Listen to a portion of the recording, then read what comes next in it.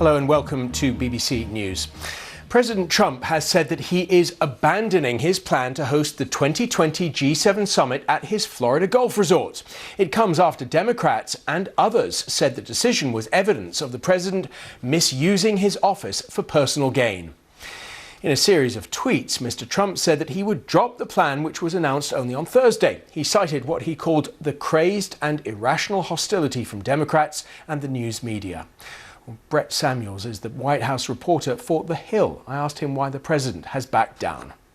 Yeah, this was certainly a bit of a shakeup for a Saturday night. The president making some big news here. He put himself in a difficult position by choosing to host the G7 summit next year at his own family property near Miami.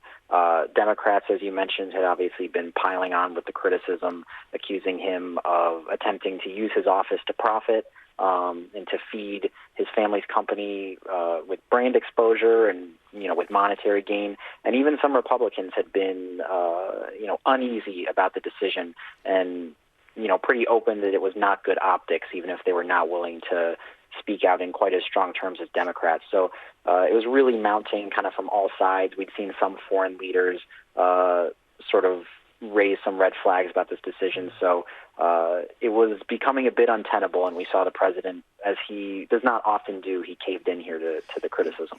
Brett, is there daylight now between the president and some of his Republican allies? This comes a day after Mitch McConnell put distance between himself and the president on Syria.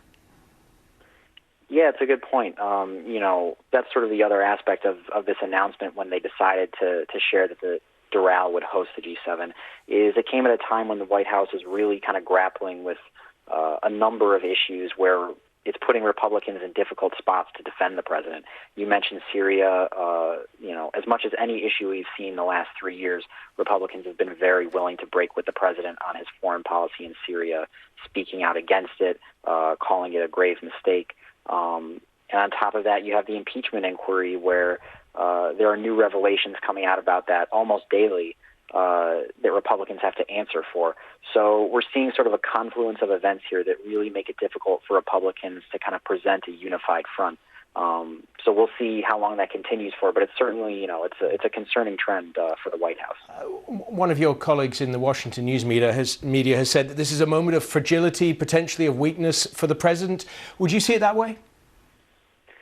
Yeah, it's a tenuous time for his presidency. The impeachment inquiry has really kind of added a sense of urgency to kind of everything that's happening and a sense of peril to a lot of his decisions.